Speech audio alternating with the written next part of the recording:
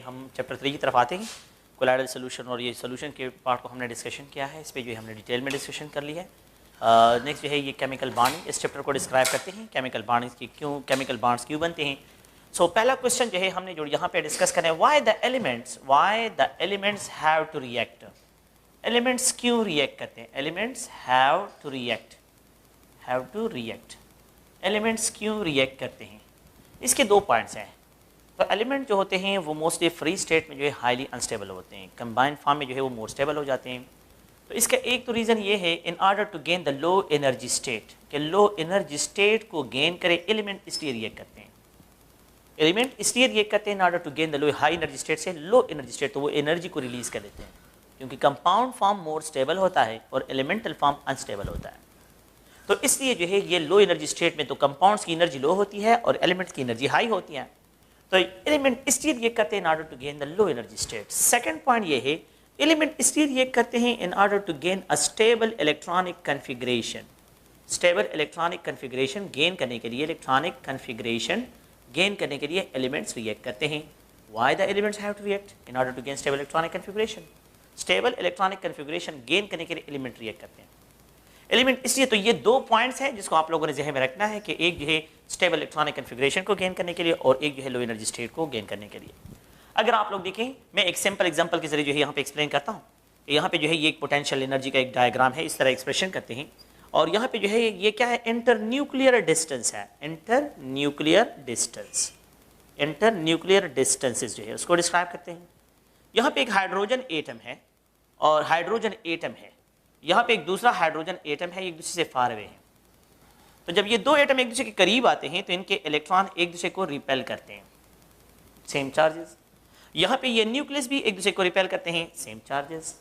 और ये इलेक्ट्रॉन और ये न्यूक्लियस एक दूसरे को अट्रैक्ट करते हैं, अपोजिट चार्जेस। ये इलेक्ट्रॉन इसको अट्रैक्ट करता है, अपोजिट चार्ज। ये दो एटम एक दूसरे के करीब आते हैं तो सिस्टम की पोटेंशियल एनर्जी कम होती जाती है।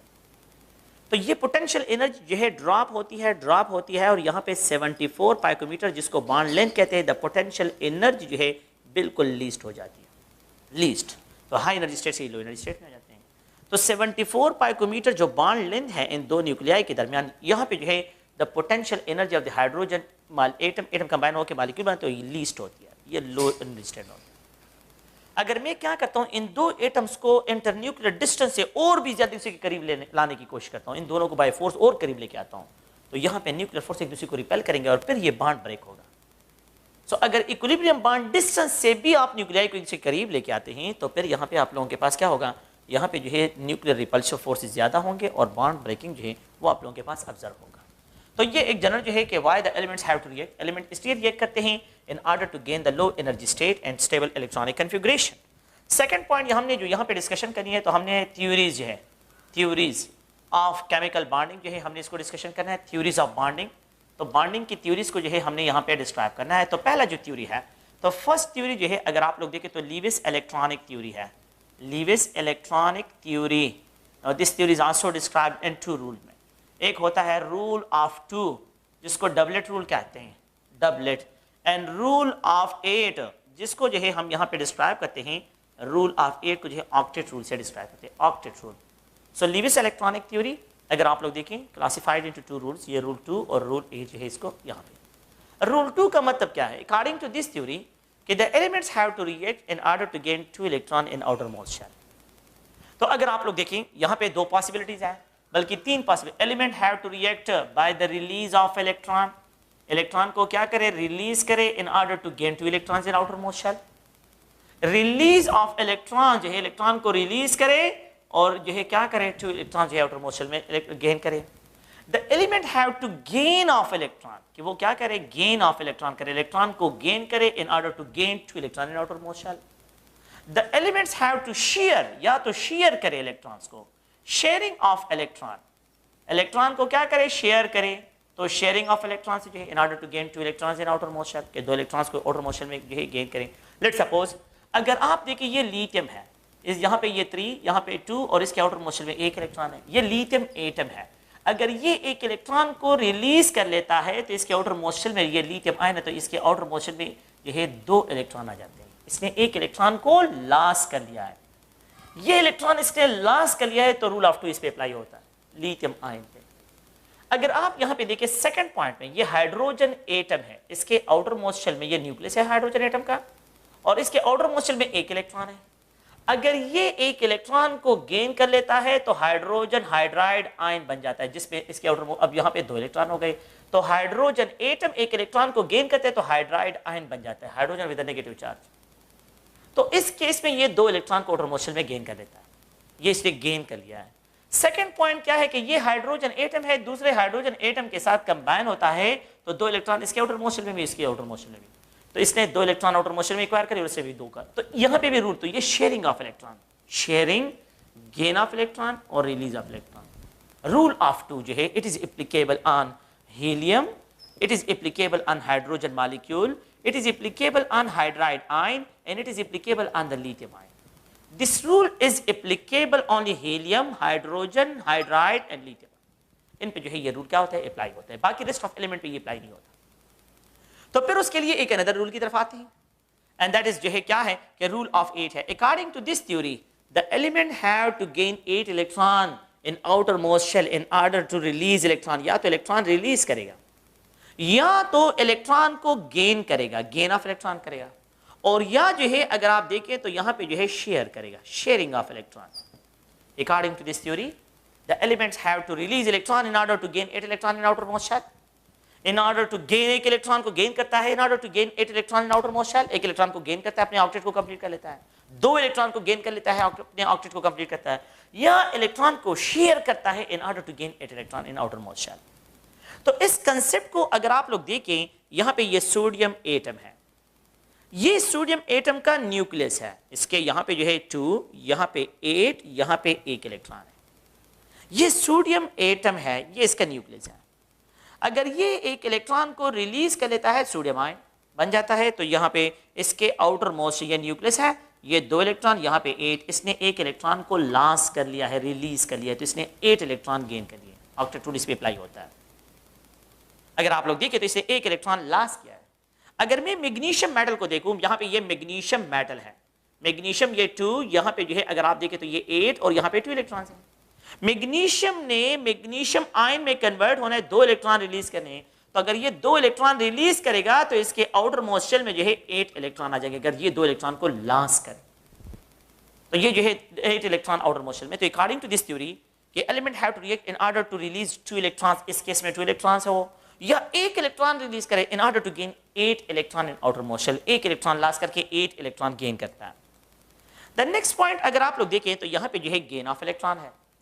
The gain of electron, elements have to react in order to gain, एक इलेक्ट्रॉन को वो गेन करता है, तो जब वो गेन करते हैं इन ऑर्डर टू जनरेट जो है वो क्या करे कि आउटर मोस्ट शेल में 8 इलेक्ट्रॉन गेन करे। तो मैं इस तरह एक्सप्रेशन करता हूं कि ये न्यूक्लियस है, यहां पे ये 2 इलेक्ट्रॉन, यहां पे अगर आप लोग देखें 7 electron in case of fluorine, ये फ्लोरीन एटम है। तो फ्लोरीन एटम अगर 1 इलेक्ट्रॉन को गेन करता है तो फ्लोराइड आयन बनता है। यहां पे जो है ये न्यूक्लियस है, न्यूक्लियस, और यहां पे ये 2, यहां पे ये 8 होगा, तो फ्लोराइड आयन, यहां पे 8 इलेक्ट्रॉन, तो इसने इलेक्ट्रॉन गेन करके जो है ये अपना ऑक्टेट कंप्लीट कर लिया है। तो इट गेन ऑफ इलेक्ट्रॉन अपना ऑक्टेट कंप्लीट कर रहा है, ये रिलीज ऑफ इलेक्ट्रॉन अपना ऑक्टेट कंप्लीट कर रहा है। द नेक्स्ट पॉइंट अगर आप लोग देखिए शेयरिंग के लिए, ये फ्लोरीन है, दूसरे फ्लोरीन एटम के साथ कंबाइन है, तो यहां पे जो है अगर आप देखें तो यहां पे 2 इलेक्ट्रॉन्स, तो it gain 8 electron in outermost shell, 8 electron यहां पे ये शेयर कर रहा है, और यहां पे जो है अगर आप लोग देखें 8 इलेक्ट्रॉन यहां पे भी आउटर मोस्ट शेल में एक्वायर कर रहा है। सो आउटर मोस्ट शेल में भी इसके 2 इलेक्ट्रॉन्स, यहां 8 इलेक्ट्रॉन्स है, ऑक्टेट रूल यहां पे भी फॉलो हो रहा है, और यहां पे भी और 2 इलेक्ट्रॉन को ये शेयर कर रहा है, तो अपने तो शेयरिंग ऑफ इलेक्ट्रॉन के जरिए अपना ऑक्टेट कंप्लीट कर रहा है। तो यहां पे रूल ऑफ 8 फॉलो हो रहा है, यहां पे रूल ऑफ 2 फॉलो हो रहा है। The rule of 2 is applicable, rule of 2 जो है ये एप्लीकेबल है हाइड्रोजन, हीलियम और लिथियम आयन पे, while the rule of 8 maximum element पे अप्लाई होता है। लेकिन ये रूल भी आप लोग जो है मेरा क्या अथेंटिक रूल नहीं है कि हर एक एलिमेंट्स पे हम क्या करें, इसको जो है अप्लाई करें। तो अगर आप लोग गौर से देखें यहां पे जो है अगर हम इस तरह रिप्रेजेंट करते हैं कि ये जो आप लोगों के पास जो है रूल ऑफ 8 है, तो it is applicable on the some, जो है ये बहुत जो है मतलब ये कि सारे एलिमेंट्स पे अप्लाई नहीं होता, क्योंकि this theory is not applicable on all molecule, हर एक मॉलिक्यूल पे या आयंस पे जो है ये अप्लाई नहीं होता। तो फिर उसके लिए हम दूसरी थ्योरीज का जो है सहारा लेते हैं। तो there are some molecules, there are some elements जो कि ऑक्टेट रूल को फॉलो नहीं करते। तो ऑक्टेट रूल को जो फॉलो नहीं करते उनकी तरफ आते हैं। लेट्स सपोज है सो वी हैव, अगर आप लोग देखिए यहाँ पे मैं एक एग्जांपल लिखता हूँ, बेरिलियम क्लोराइड। बेरिलियम क्लोराइड, अगर हम बेरिलियम क्लोराइड के स्ट्रक्चर को ड्रा करते हैं तो ये स्ट्रक्चर है। यहाँ पे आउटर मोस्ट शेल में अगर आप देखें तो क्लोरीन के तो रूल ऑफ 8 फॉलो हो रहा है, इस क्लोरीन के लिए तो रूल ऑफ 8 फॉलो हो रहा है। लेकिन अगर आप इसको देखें कि यहाँ पे जो बेरिलियम है, इस बेरिलियम को देखें तो इसके आउटर मोस्ट शेल में 4 इलेक्ट्रॉन आ रहे हैं। ये तो रूल ऑफ 8 को फॉलो नहीं कर रहा है, ये रूल ऑफ 8 को फॉलो नहीं कर रहा है। लेकिन ये तो स्टेबल मॉलिक्यूल है, बेरिलियम क्लोराइड। ये क्या है? तो ऐसे एलिमेंट जो है अगर आप लोग देखें ना ये रूल ऑफ 2 को फॉलो कर रहा है ना ये रूल ऑफ 8 को, लेकिन ये स्टेबल मॉलिक्यूल है। तो ऐसे एलिमेंट जिसके आउटर मोस्ट शेल में 8 से इलेक्ट्रॉन कम हो, इनको हाइपोवैलेंट एलिमेंट कहते हैं। No they are described as a hypovalent element, इनको हाइपोवैलेंट एलिमेंट्स कहते हैं। No these elements are described as a hypovalent element, इनको हाइपोवैलेंट एलिमेंट कहते हैं।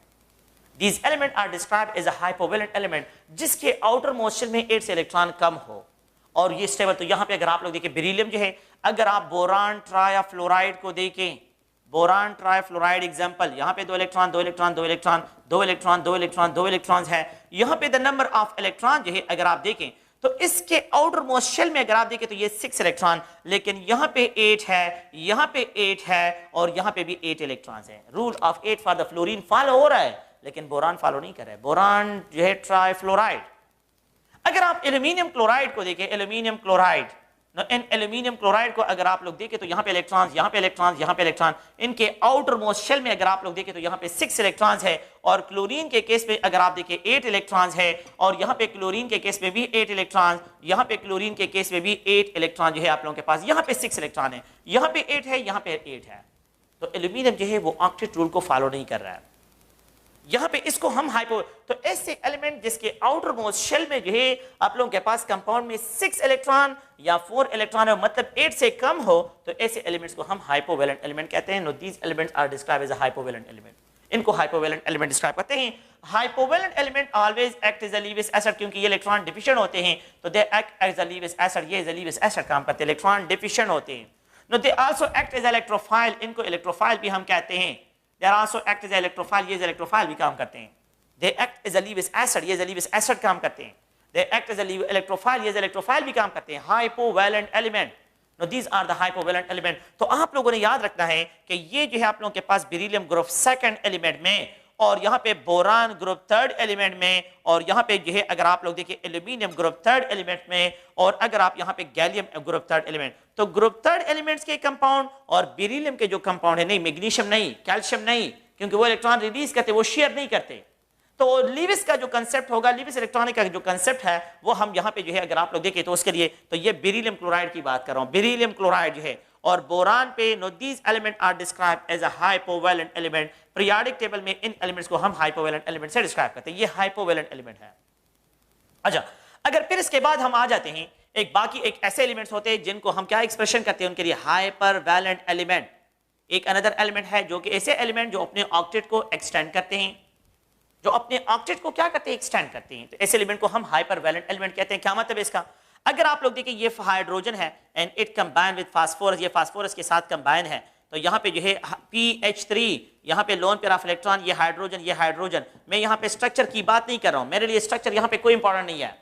अगर आप देखें यहाँ पे रूल ऑफ 2 फॉलो हो रहा है, यहाँ पे रूल ऑफ 2 फॉलो हो रहा है, यहाँ पे रूल ऑफ 2 फॉलो हो रहा है, लेकिन अगर आप इन इलेक्ट्रॉन को देखें तो यहाँ पे रूल ऑफ 8 फॉलो हो रहा है फास्फोरस में। तो यहां पे दोनों रूल फॉलो हो रहे हैं। With respect to hydrogen rule of 2 follow हो रहा है, विद रिस्पेक्ट टू फास्फोरस जो है रूल ऑफ 8 जो है ये फॉलो हो रहा है। इसी तरह अगर आप लोग देखें तो यहां पे ये फास्फोरस ट्राइक्लोराइड, फास्फोरस ट्राइक्लोराइड अगर आप देखें तो यहाँ पे इलेक्ट्रॉन, यहाँ पे इलेक्ट्रॉन, यहाँ पे electron, rule of 8 lone pair phosphorus के साथ प्रेजेंट होते हैं। और यहाँ पे अगर आप लोग देखें क्लोरीन क्लोरीन क्लोरीन इसके साथ इलेक्ट्रॉन, यहाँ पे क्लोरीन, तो रूल ऑफ 8, यहाँ पे रूल ऑफ 8 और यहाँ पे अगर आप लोग देखें रूल ऑफ 8 फॉलो होता है और इस केस में भी रूल ऑफ 8 फॉलो होता है।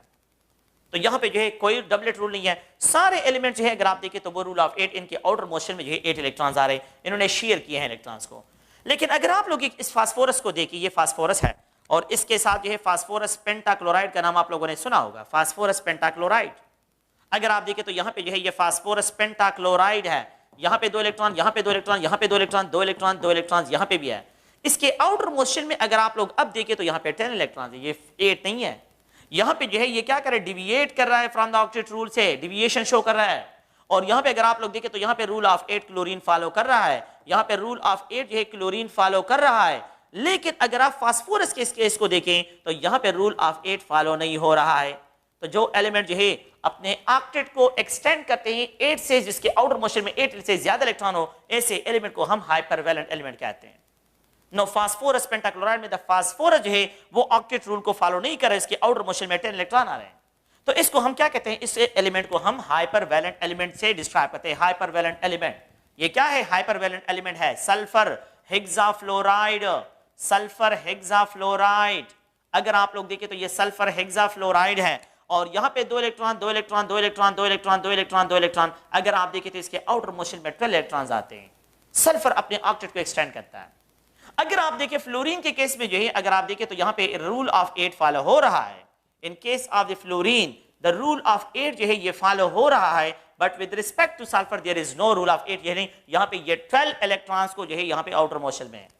लेकिन इन केस ऑफ H2S, अगर आप H2S के केस में देखें तो यहाँ पे भी सल्फर है, इसके आउटर मोशन में आप देखिए 2 इलेक्ट्रॉन ये है, 2 इलेक्ट्रॉन ये है, और 2 इलेक्ट्रॉन यहाँ पे जो है ये रूल ऑफ 8 को फॉलो कर रहा है।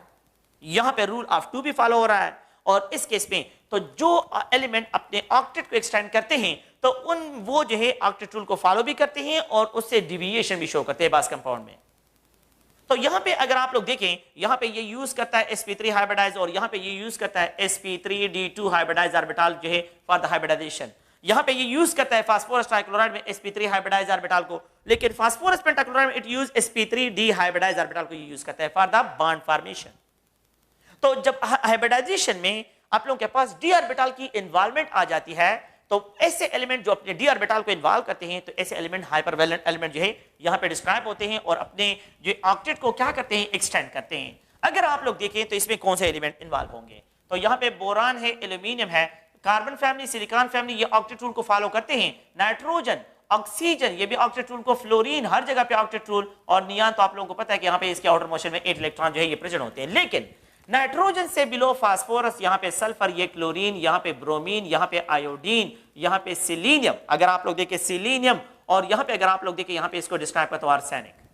तो ऐसे एलिमेंट जो है जिनके आउटर मोस्ट शेल में जो है अगर आप लोग देखें d ऑर्बिटल की इन्वॉल्वमेंट आ जाए, मतलब ये है कि ये पीरियड थर्ड एलिमेंट्स हो, पीरियड थर्ड एलिमेंट्स, लेकिन पीरियड थर्ड एलिमेंट्स हो नाइट्रोजन से बिलो हो, ऑक्सीजन से बिलो और फ्लोरीन से बिलो, ये सब के सब एलिमेंट हाइपरवैलेंट एलिमेंट हैं और ये अपने ऑक्टेट को एक्सटेंड करते हैं due to the involvement of d orbital की इन्वॉल्वमेंट की वजह से।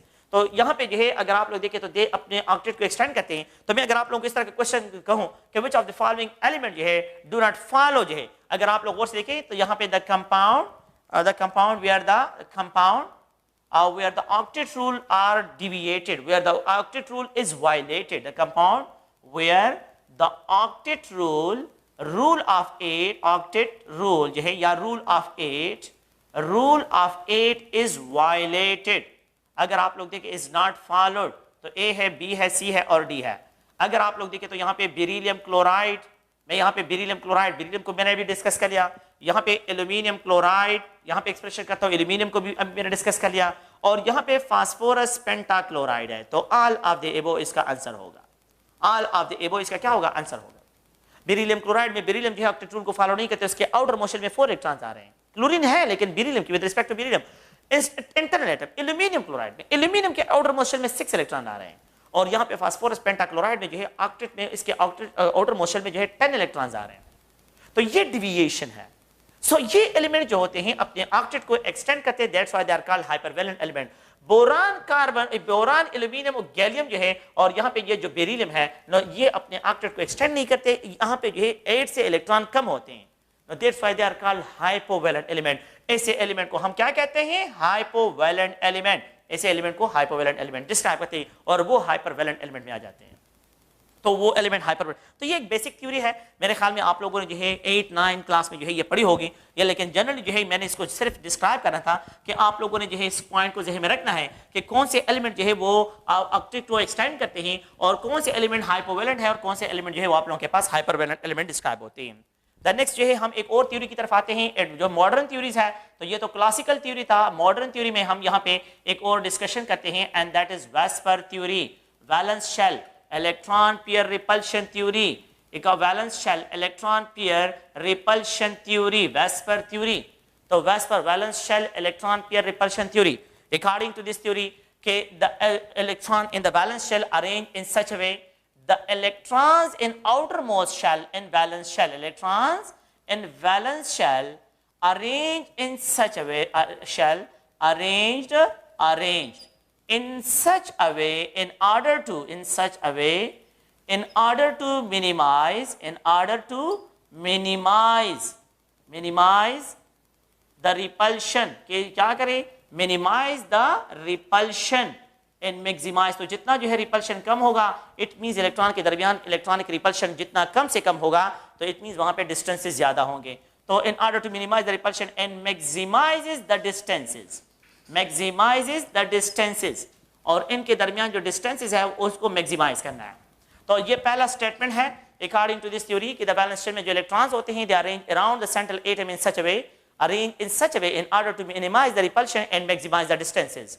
सेकंड पॉइंट ये है कि यहाँ पे जो है वैलेंस शेल में दो किस्म के इलेक्ट्रॉन्स होते हैं, एक लोन पेयर ऑफ इलेक्ट्रॉन्स होते हैं और एक वैलेंस शेल। तो मैं आप लोगों से lone pair repulsion is greater than the lone pair bond pair repulsion and lone pair bond pair repulsion is greater than the bond pair repulsion है। आप लोग इस स्टेटमेंट को देखिए, इसका मतलब क्या है कि लोन पेयर ऑफ इलेक्ट्रॉन्स क्या है।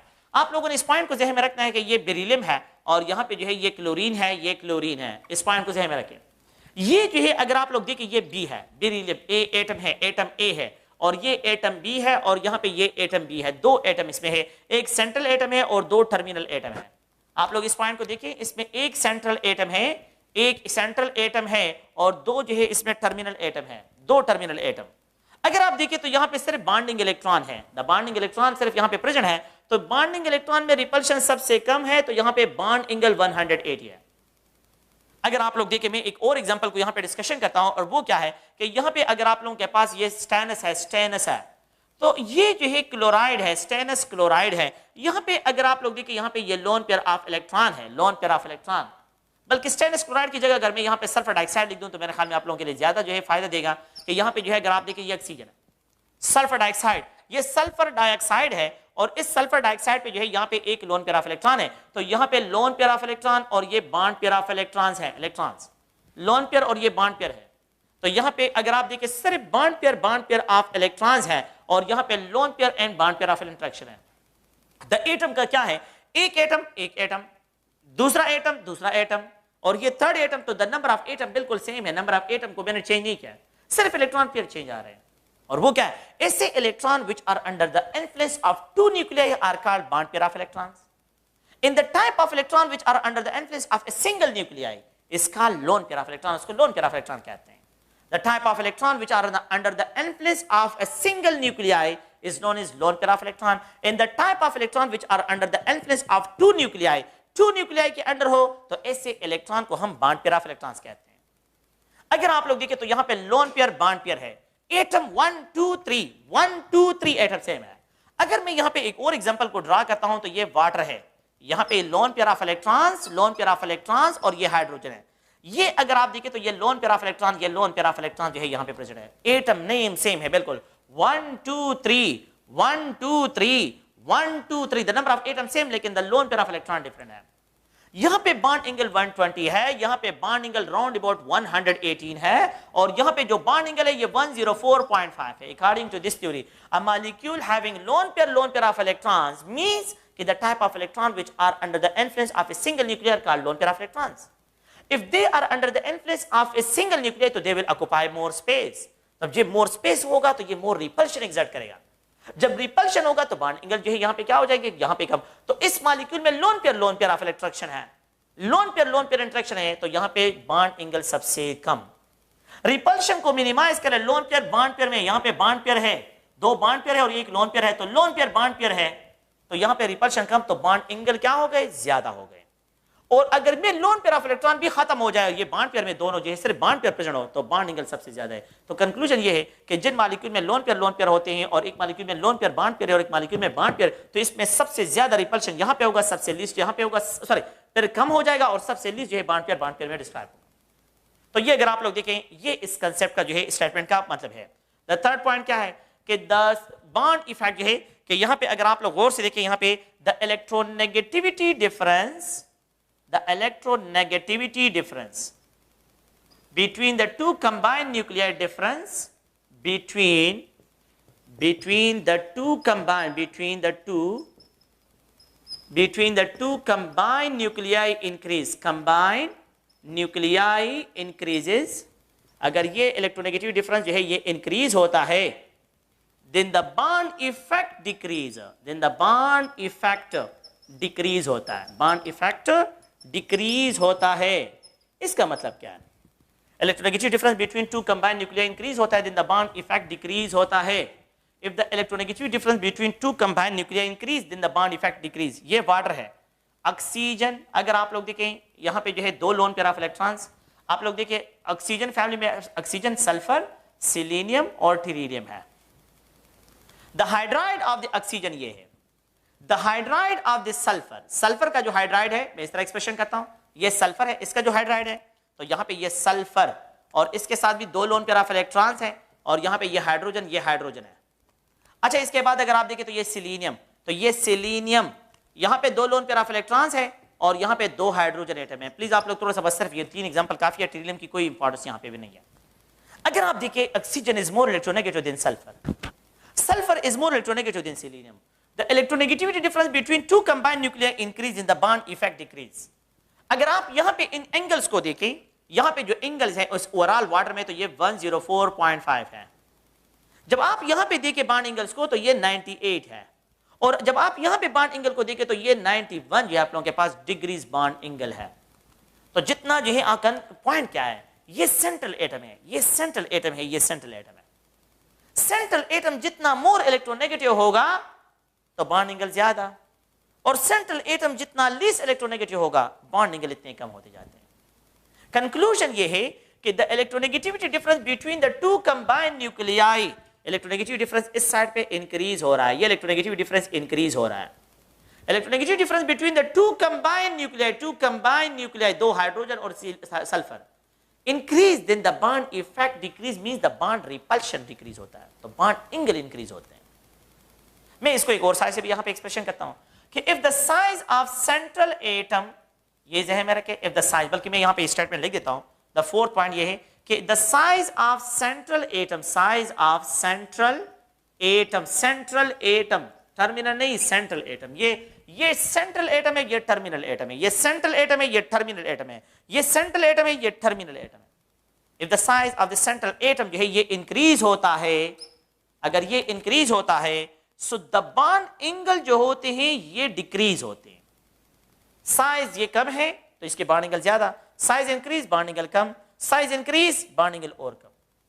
So the size of the central atom जब इंक्रीज होता है, then the bond angle decrease की तरफ. तो एक पॉइंट ये भी है कि इलेक्ट्रोनेगेटिविटी ऑफ डिफरेंट एलिमेंट जो है, अगर आप लोगों के पास क्या है, electronegative difference between the two combined nuclei increase होती है, then the bond effect decrease होता है. सेकंड पॉइंट थोड़ा सा और से सुने.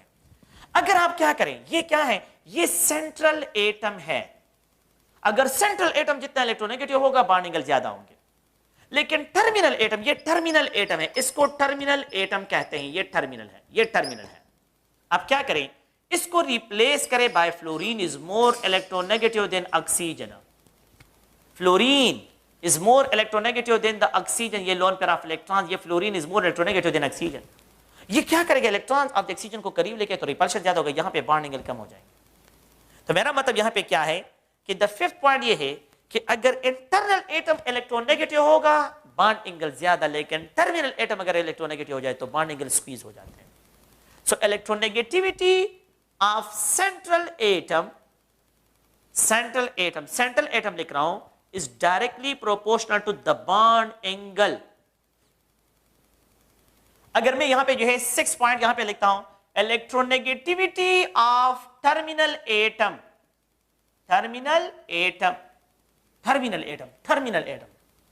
is inversely proportional to the bond angle. अगर आपके पास टर्मिनल एटम मोर इलेक्ट्रोनेगेटिव होगा तो वो बॉन्ड एंगल को स्क्वीज करेगा, लेकिन ये उस केस में जब सेंट्रल एटम पे लोन पेयर ऑफ इलेक्ट्रॉन हो. अगर लोन पेयर ऑफ इलेक्ट्रॉन ना हो तो फिर कोई मसला नहीं है. ये उस केस में जब सेंट्रल एटम पे लोन पेयर ऑफ इलेक्ट्रॉन हो तो इलेक्ट्रोनेगेटिविटी ऑफ टर्मिनल एटम जो है is inversely proportional to the bond angle. ये बॉन्ड एंगल के ओके. द सेवंथ पॉइंट ये है, अगर आप लोग देखिए तो यहां पे एक 7 पॉइंट है कि the multiple bond effect is considered to be a single bond effect. Multiple bond effect means double bond effect. Multiple bond effect जो है multiple bond effect.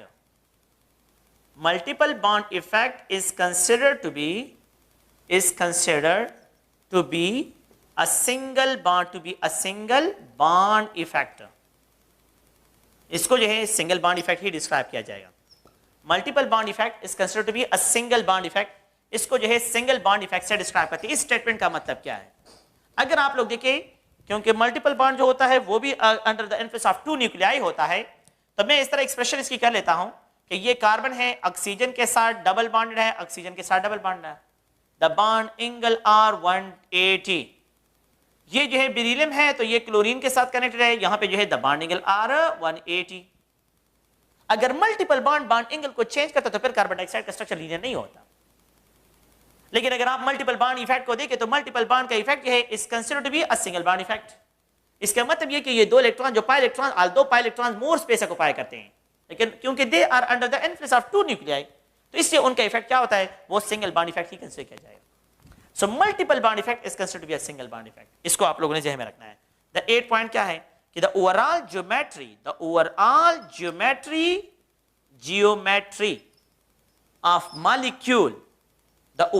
geometry of molecule depend on the arrangement of atoms around the central atom in 3 dimensions. Atom, ठीक है, around the central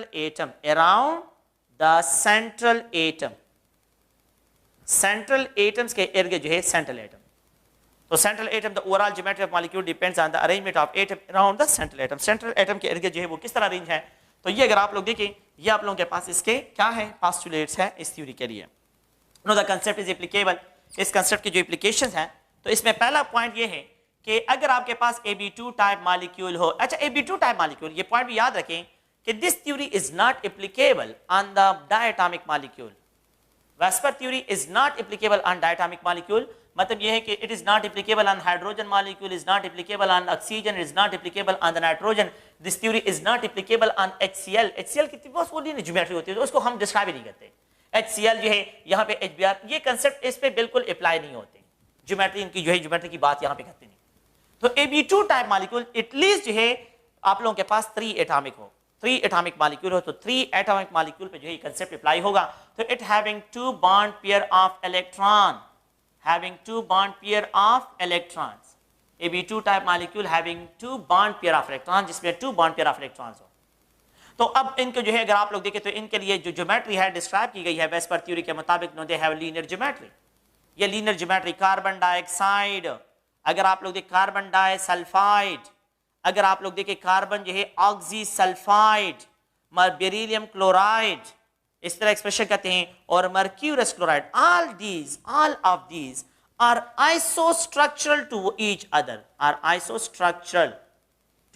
other. ये एक दूसरे को क्या है, आइसोस्ट्रक्चर होते हैं. ये सब के सब, carbon dioxide is isostructure to carbon disulphide, carbon disulphide is isostructure to carbon oxysulphide, और ये सब के सब एक दूसरे को आइसोस्ट्रक्चर है. तो carbon dioxide is isostructure to carbon disulphide, carbon dioxide is isostructure to beryllium chloride, carbon dioxide is isostructure to mercurous chloride. Mercurous chloride को भी जो है ये क्या है, ये आइसोस्ट्रक्चर है. No they have a linear geometry. इनकी क्या है, लीनियर ज्योमेट्री है. No they have a linear geometry and the bond angle जो होते हैं, बॉन्ड एंगल अगर आप देखें तो द बॉन्ड एंगल यहाँ पे 180 है. The bond angle are 180. इसमें जो है बॉन्ड एंगल्स हैं तो ये 180 है. And the third point, the central atom का जो हाइब्रिडाइजेशन स्टेट है वो sp हाइब्रिडाइज होगा. सो द सेंट्रल एटम जो है वो sp हाइब्रिडाइज जो है आप लोगों के पास का हाइब्रिडाइजेशन स्टेट है. So the hybridization state of the central atom is, और ये इसके एग्जांपल है, आप लोगों ने प्लीज इन एग्जांपल को याद रखना है. We can also write is a nitronium. अगर हम नाइट्रोनियम आयन को एक्सप्रेस करते हैं तो एक आयन है नाइट्रोनियम, वो भी आप लोगों के पास लीनियर ज्योमेट्री रिक्वायर कर लेता है. नाइट्रोनियम में हम इस तरह एक्सप्रेशन करते हैं, नाइट्रोजन डाइऑक्साइड नहीं, nitronium. No it having also a linear geometry. इसकी भी ज्योमेट्री ये आइसोस्ट्रक्चर टू इस वन है.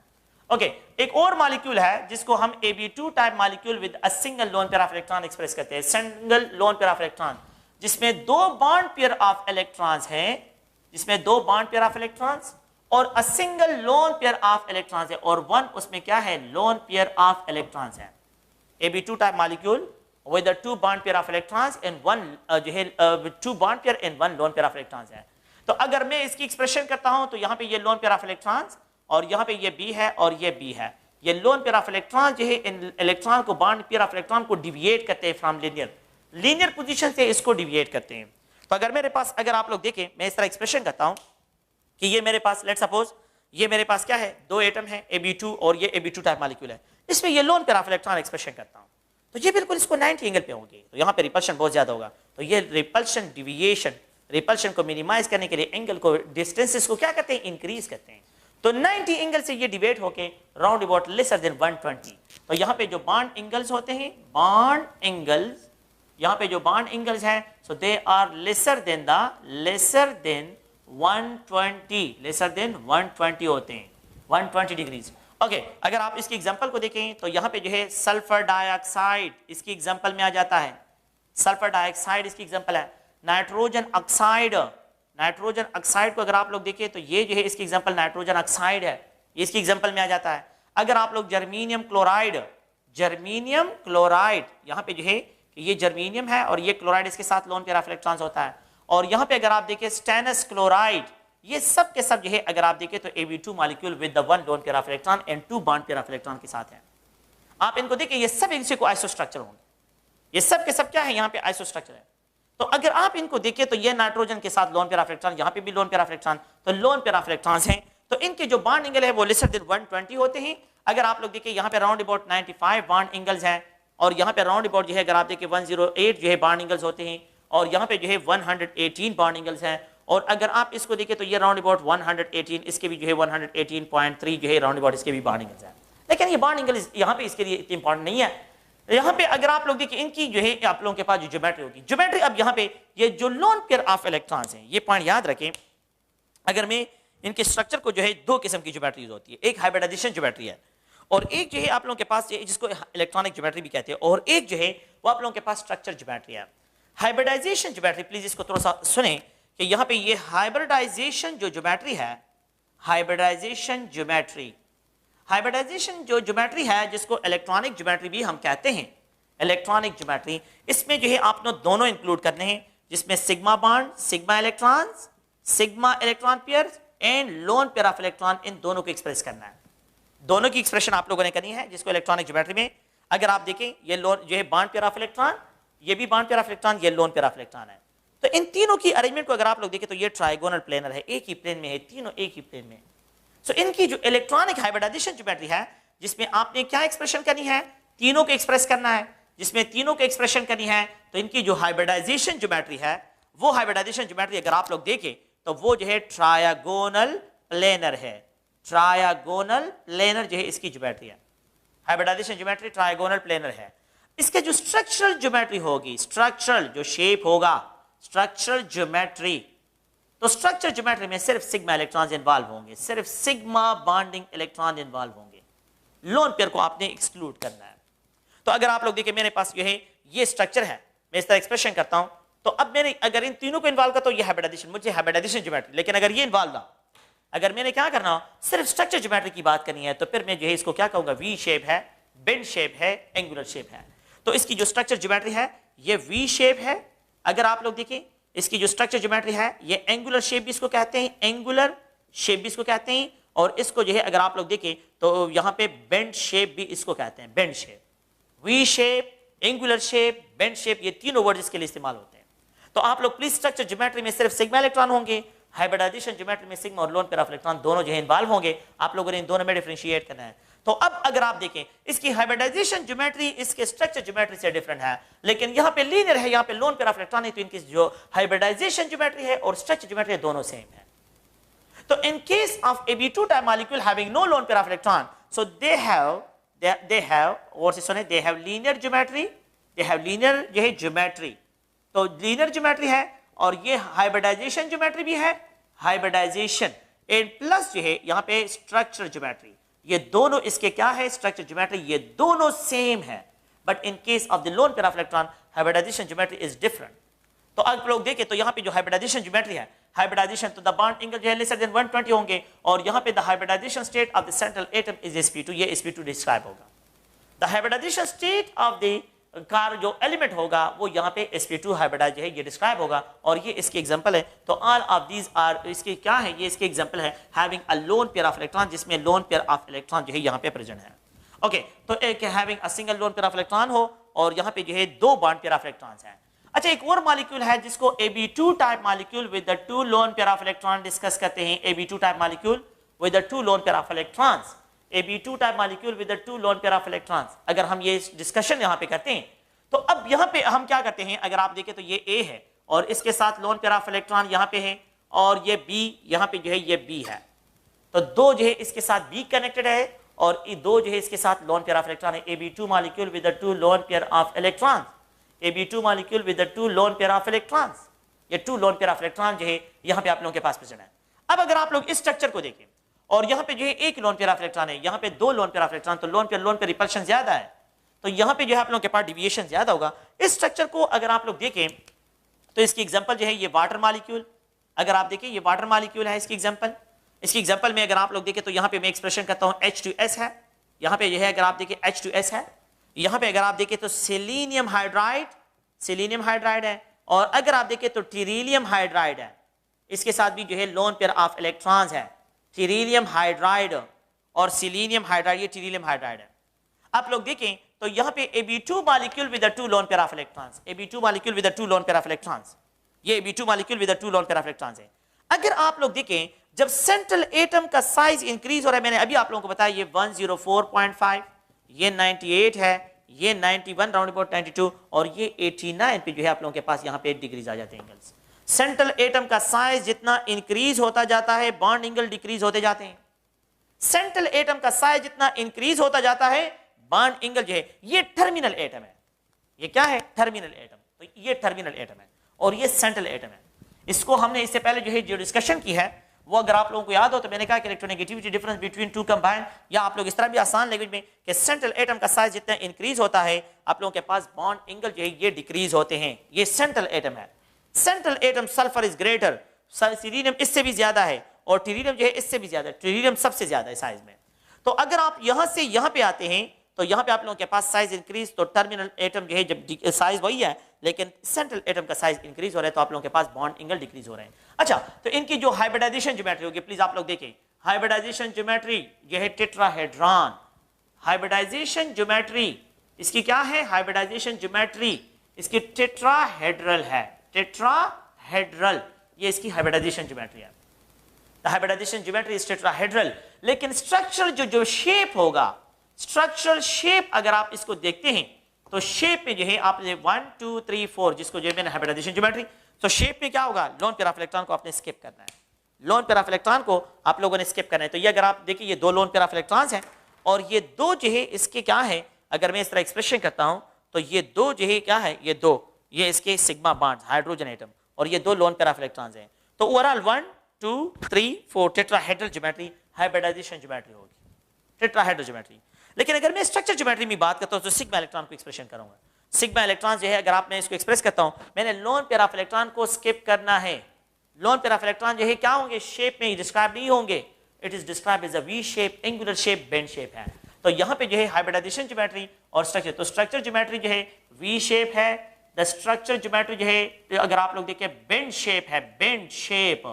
द स्ट्रक्चर ज्योमेट्री अगर हम यहां पे डिस्क्राइब करते हैं तो ये एंगुलर शेप है, एंगुलर शेप, तो ये एंगुलर शेप भी है, बेंड शेप भी है, और इसको वी शेप से डिस्क्राइब करते हैं।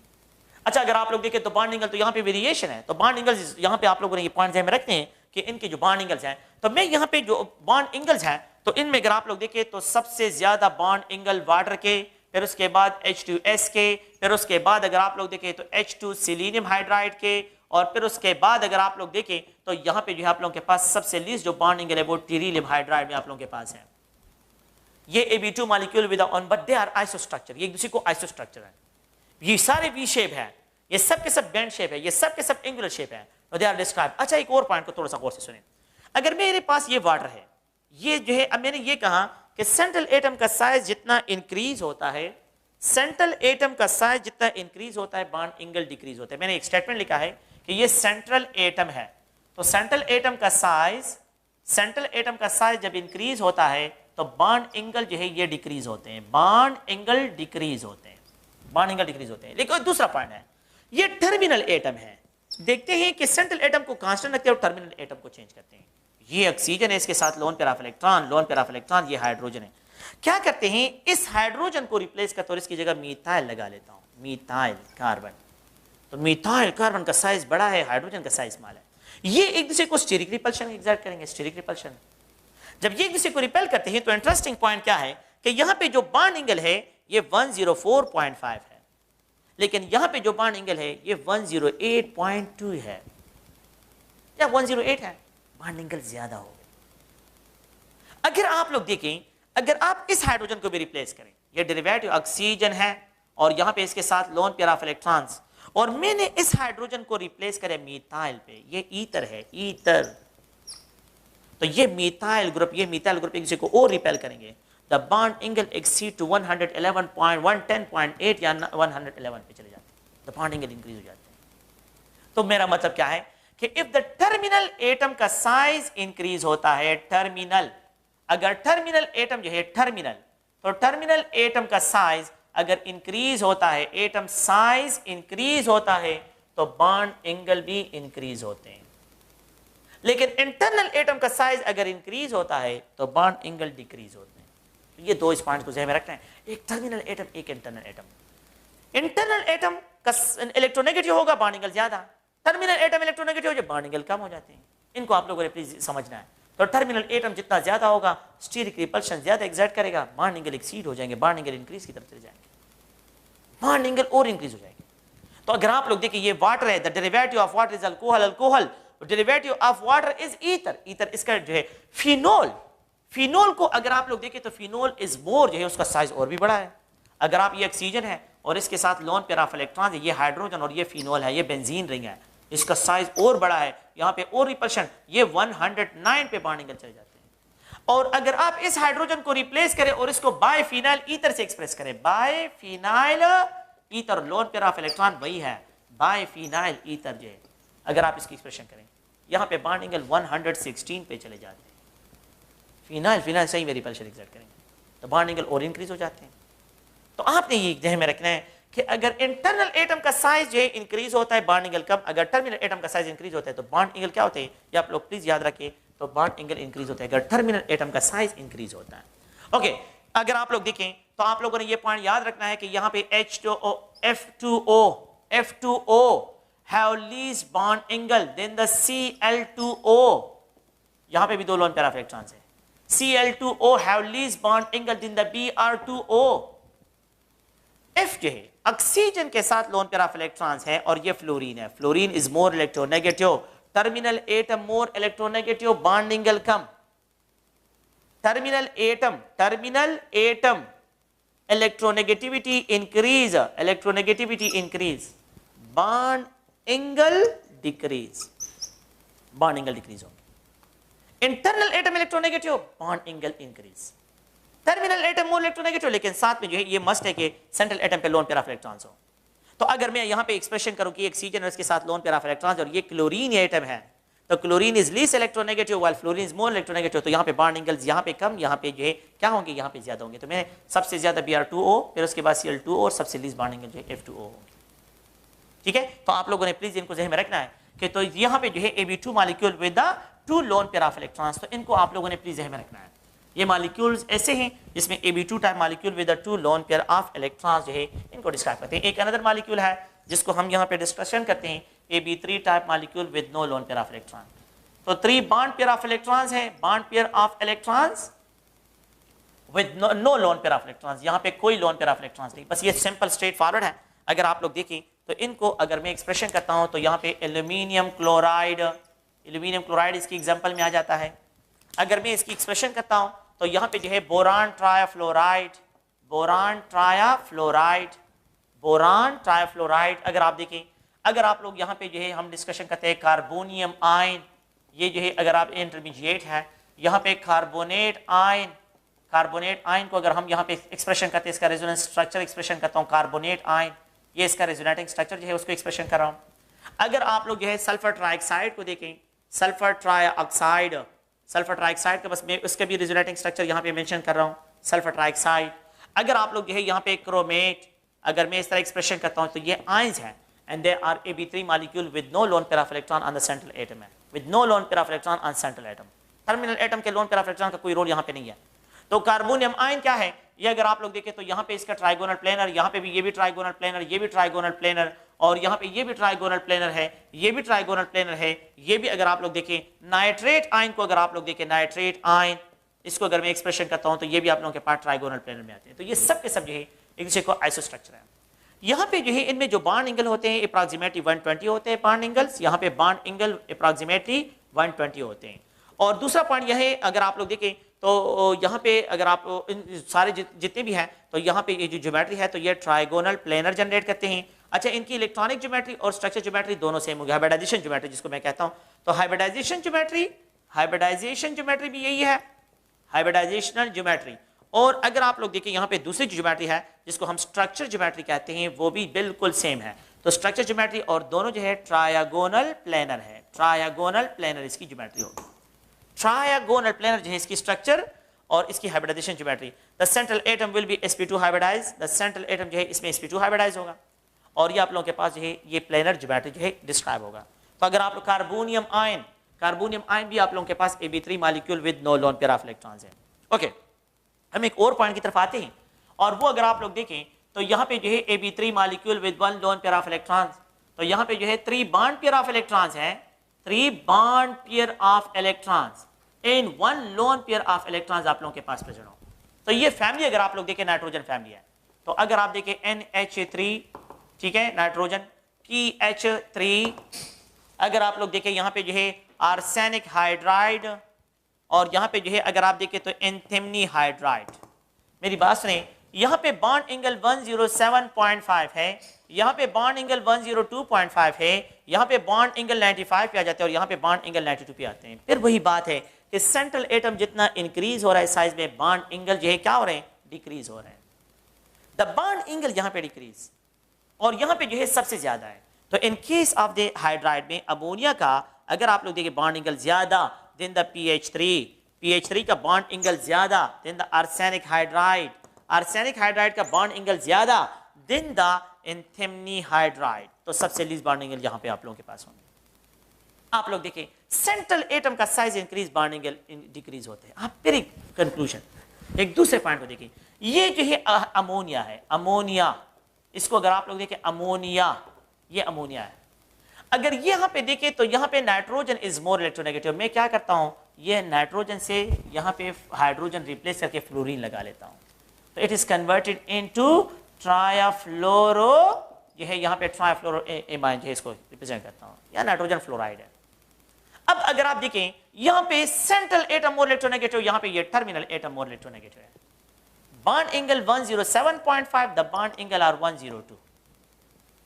Internal atom more electronegative, bond angle ज्यादा, terminal atom more electronegative, bond angle कम, क्योंकि वो लोन पेयर ऑफ इलेक्ट्रॉन को उसके करीब लेके आ जाते हैं, जिसका इफेक्ट बहुत ज्यादा हो जाता है, जिसकी वजह से बॉन्ड एंगल जो है वो कम हो जाते हैं। तो अगर आप लोग देखिए तो यहाँ पे NF3 में बॉन्ड एंगल जो है, और अगर मैं इस तरह एक्सप्रेशन करूं कि यहाँ पे ये NCl3 है तो अब इसकी इलेक्ट्रोनेगेटिविटी कम, तो यहाँ पे बॉन्ड एंगल ज्यादा।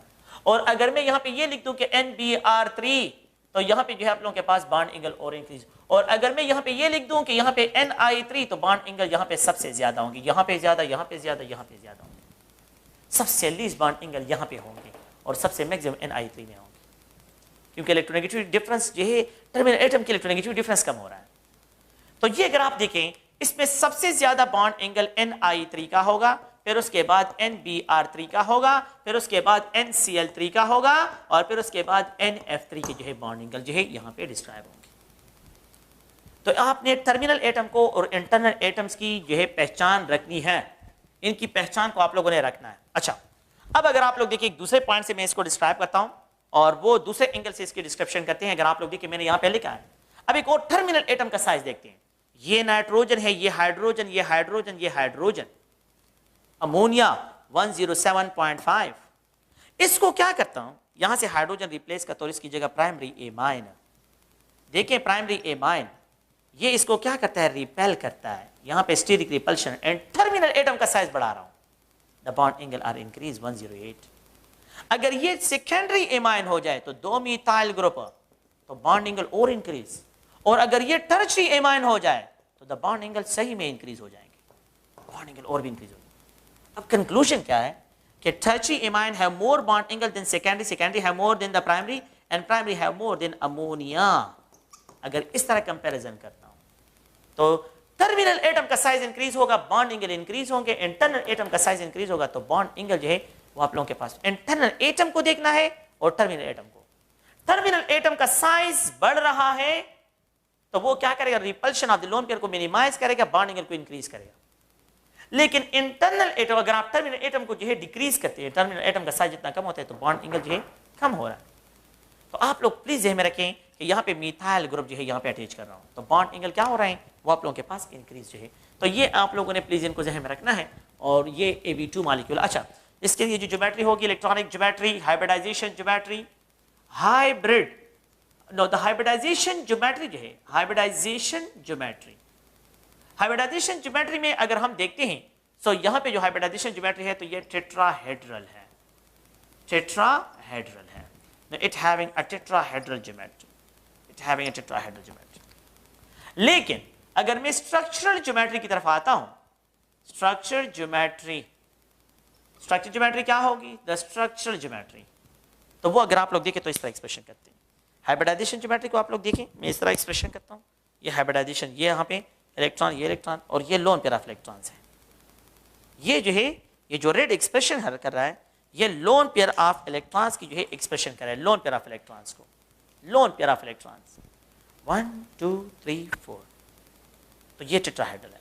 अब अगर मैं इससे loan pair of electron remove करूं, 1 2 3, trigonal pyramidal, so the structure geometry is a trigonal pyramidal, ये ट्रायगोनल pyramidal है। the central atom is sp3 hybridized, ये central atom sp3 hybridized है, सेंट्रल एटम इज sp3 है। और bond angles को तो मैंने मुख्तलिफ जगह पे डिस्कशन किया, और बॉन्ड एंगल अमोनिया के केस पे जो है ये 107.5 जो आप लोगों के पास होंगे। Okay, if we have to treat the ammonia, अगर मैं अमोनिया को क्या करता हूं, इसके साथ लोन पेयर ऑफ इलेक्ट्रॉन, इसको ट्रीट करता हूं एसिडिक मीडिया में, so it is converted into ammonium, and if it is treated with a strong base, ये प्रोटॉन लॉस करे, it is converted into amide. ये ऑर्गेनिक केमिस्ट्री का amide नहीं है, IMIDE है, ठीक है, ये amide, and it is converted into ammonia. ये क्या है, अमोनियम है, और ये अमोनिया है, अमोनिया, और वो अमोनियम, और ये एमाइड है। यहां पे नाइट्रोजन पे 2 लोन पेयर ऑफ इलेक्ट्रॉन हो गए, यहां पे नाइट्रोजन पे 1 है और यहां पे लोन पेयर ऑफ इलेक्ट्रॉन नहीं है, तो सबसे ज्यादा बॉन्ड एंगल 109.5, यहां पे जो है 107.5, और ये राउंड अबाउट 104 पे 0.5 पे आ जाएगा। तो the number of lone pair of electron on the central atom increase, bond angle decrease. The number of lone pair of electrons are converted into bond pair of electron, the bond angle increase. When ammonia is treated with acid, the bond angle are slightly increase. Bond angle क्या हो जाती है, increase हो जाती है, क्योंकि अब यहां पे जो है क्या नहीं है, यहां पे तो लोन पेयर ऑफ इलेक्ट्रॉन नहीं है, यहां पे लोन पेयर ऑफ इलेक्ट्रॉन है तो रिपल्शन है, तो बॉन्ड एंगल कम है, और यहां पे आप लोगों के पास, तो ये आप लोगों के पास ये सिचुएशन है कि अगर आप लोग गौर से सुने इस बात। नेक्स्ट है, अगर हम यहां पे डिस्कशन करते हैं तो एक अनदर है जिसको Ab4 टाइप मॉलिक्यूल कहते हैं। Ab4, ये मेरे ख्याल में आपको पता है कि टेट्राहेड्रल ज्योमेट्री इसकी होगी, टेट्राहेड्रल, ठीक है, टेट्राहेड्रल जो है इसकी ज्योमेट्री है।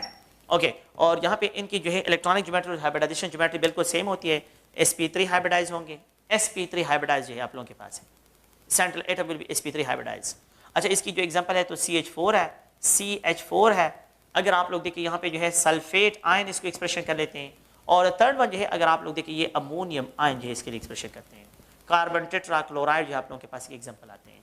तो ये कार्बन है और यहाँ पे A है, यहाँ पे लेट्स सपोज हाइड्रोजन लेते हैं, हाइड्रोजन लेते हैं, हाइड्रोजन लेते हैं, हाइड्रोजन, तो ये आप लोगों के पास सेंट्रल एटम एक्सप्रेशन करते हैं, टेट्राहेड्रल इसकी ज्योमेट्री होगी, ये sp3 हाइब्रिडाइज होगा। ठीक है, तो आप लोगों ने प्लीज इन पॉइंट्स को याद रखना है। यहाँ पे वैलेंस बॉन्ड थ्योरी के जो कंसेप्ट है आप लोगों के यहाँ तक है, बाकी जो है हमने इसकी ज्योमेट्री को डिस्कशन किया, AB5 को मैंने डिस्कस किया है आप लोगों के साथ, AB5 को, और मैंने AB6 को भी डिस्कस किया है अगर आपको याद हो।